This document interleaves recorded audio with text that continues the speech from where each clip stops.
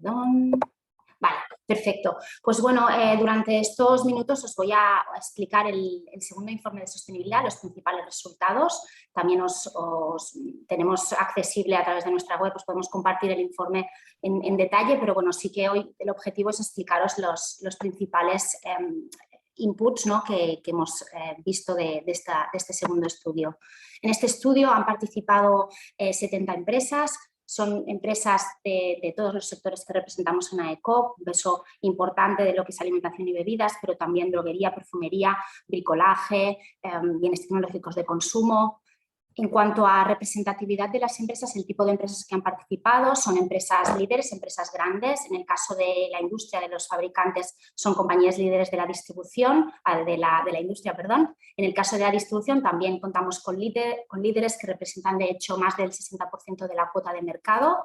Y bueno, para recopilar esta información les compartimos un cuestionario autodeclarativo que ellos rellenaron con análisis de sus estrategias de sostenibilidad desde el punto de vista tanto medioambiental como social y económico, y los datos son relativos al ejercicio del 2020. ¿Vale? Vamos a empezar sobre todo, primero, en primer lugar, por el eje medioambiental, que es el que bueno, en realidad hemos profundizado más. Y bueno, en primer lugar vemos que las prioridades de las empresas están totalmente alineadas con las tendencias actuales de descarbonización y economía circular. De hecho, todos los participantes nos comentan que han realizado acciones para lograr envases y embalajes más circulares. Ahora entraremos en detalle en cuáles, pero el 100% ha realizado algún tipo de acción. En cuanto a planes de descarbonización, vemos que el 75% de las empresas disponen de un plan y ahora también vamos a ver más en detalle en qué sentido. Si empezamos por la reducción de las emisiones de los gases de efecto invernadero, vemos que el 87% mide estas emisiones de gases de efecto invernadero y de estos, todos los que han respondido pues están midiendo 100% todos las de alcance 1, que como sabéis pues son las emisiones directas, también el 100% las de alcance 2, que son las indirectas, y en un 60% están midiendo las de alcance 3, que también es cierto que sabemos pues, que son las más complicadas de abordar. Si entramos un poquito más en qué medidas han implementado, si han implementado medidas para reducir la huella de carbono, vemos que efectivamente el 85%, más del 85% ha implementado medidas, y de estas medidas casi el 30% pues hemos conseguido reducir en un 30% las emisiones de CO2. Tened en cuenta también que cuando os presento estos datos, lo que les preguntábamos eran en medidas y en objetivos y en logros de los últimos 5 años. Esto también es importante poner el contexto temporal.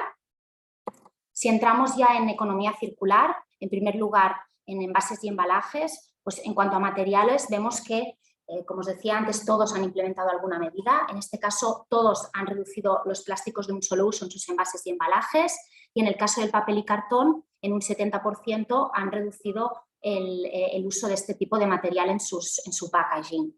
Es verdad que bueno, aquí también creemos que hace ya más años, ¿no?, que está esta tendencia, y por eso el objetivo en los últimos 5 años pues, ha reducido ligeramente, o sea, es menor que en cuanto a los plásticos.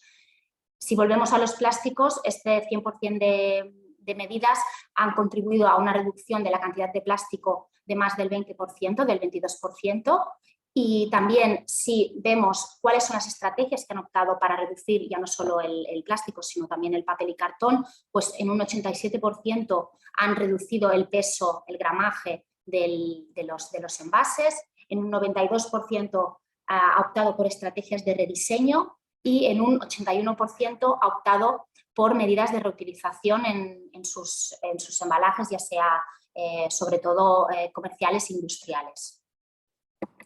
Si pasamos dentro también de economía circular, si pasamos al uso de material reciclado, vemos que en un 35% se está incrementando el uso de plástico reciclado, de hecho lo han aumentado ya, y más de 8 de cada 10 tiene previsto seguir aumentando el uso de este plástico reciclado. En cuanto al papel, el uso de este papel y cartón reciclado se sitúa ya en tasas superiores al 85% y bueno, creo que estos tres datos pues, son permiten visualizar que se está apostando precisamente por cerrar el círculo también a nivel de materiales. Analizamos también el bloque de la eficiencia energética. Vemos que las compañías apuestan también por esta energías renovables, por aumentar la eficiencia en sus circuitos productivos y de distribución. El 92% tiene proyectos de reducción de consumo de energía previsto. Casi el 70% de la energía procede de fuentes renovables y además casi el 85% también prevé incrementar el uso de esta energía renovable, con lo cual la apuesta por energía renovable es también una realidad. Si hablamos de otros recursos, sobre todo estamos pensando en el agua, ¿qué nos comentan? Pues el 72% ha implementado medidas para reducir el consumo de agua y se ha logrado una reducción del 20% con estas medidas.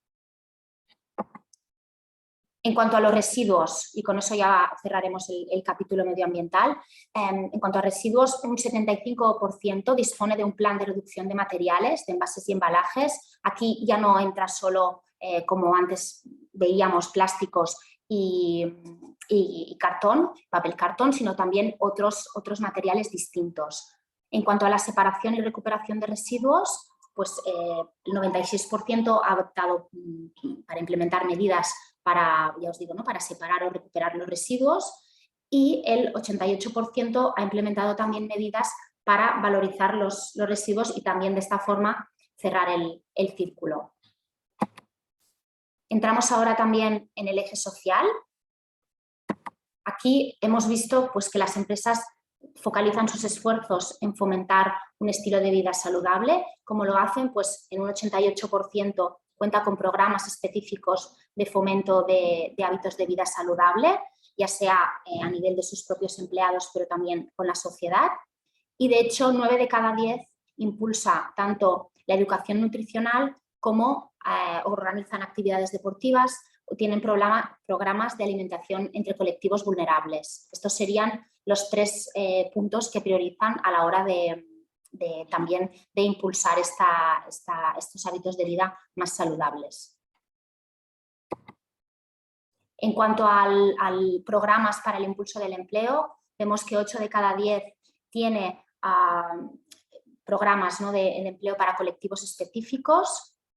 El 94% tiene empleados con contrato indefinido y casi la mitad, el 46% de los empleados son mujeres. Con lo cual, bueno, vemos que el sector también es un generador de empleo estable nos lo permite reflejar el estudio. En cuanto al control de la cadena, vemos que el 93% dispone de estándares éticos de obligado cumplimiento para proveedores de mercancías o servicios y el 81% dispone de requisitos para identificar posibles riesgos de incumplimiento de los derechos humanos o laborales en su cadena de valor.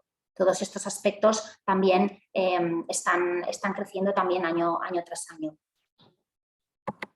Y bueno, a nivel general y haciendo un poco la evolución, recopilando un poquito, ¿no?, todos estos temas que os he ido comentando, pues bueno, vemos que la evolución respecto al año anterior es positiva y seguimos con esta tendencia a implicación por parte de las empresas.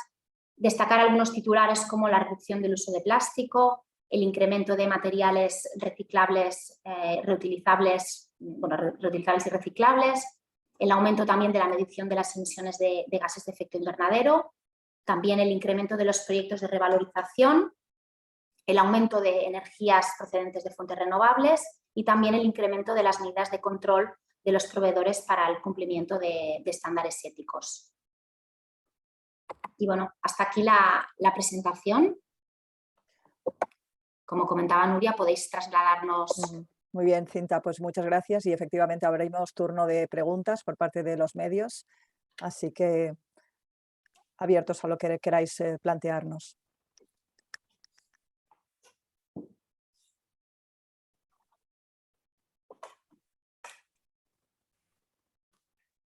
Sí, hola.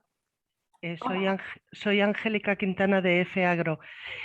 Últimamente nosotros hemos tenido que pasar muchas informaciones por ese aumento de costes, ¿no? Ligados un poco a la guerra de Ucrania y yo no sé, también se está hablando en Bruselas incluso de si es viable poner toda la estrategia de la granja a la mesa y el Pacto Verde, porque están subiendo tanto los costes que no se sabe si va a ser posible poderlas acometer todos los objetivos.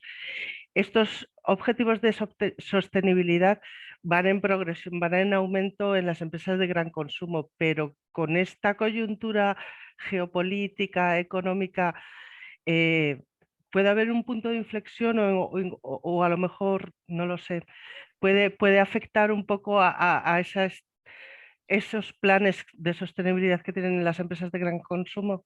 Gracias.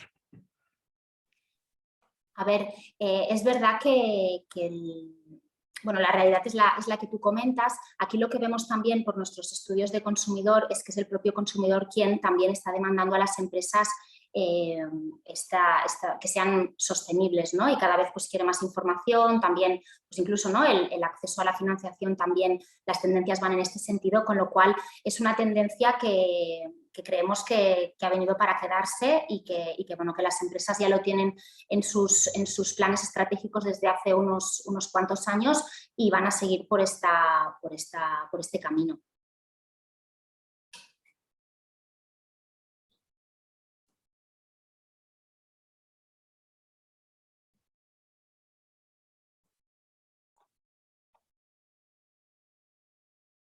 ¿Más preguntas?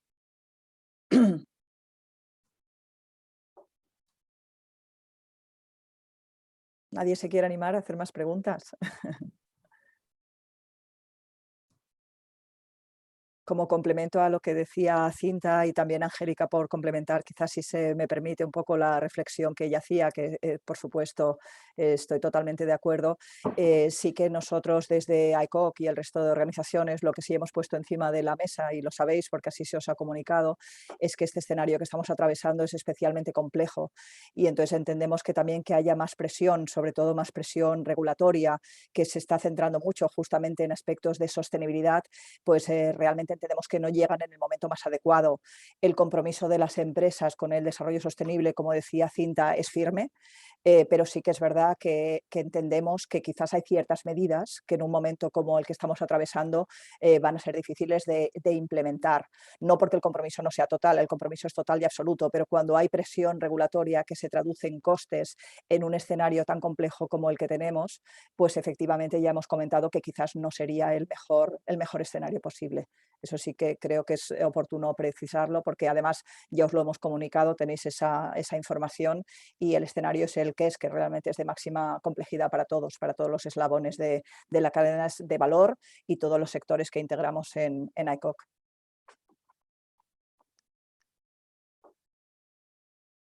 ¿Más preguntas? ¿Alguien se anima a más preguntas? No entra ninguna por el chat tampoco.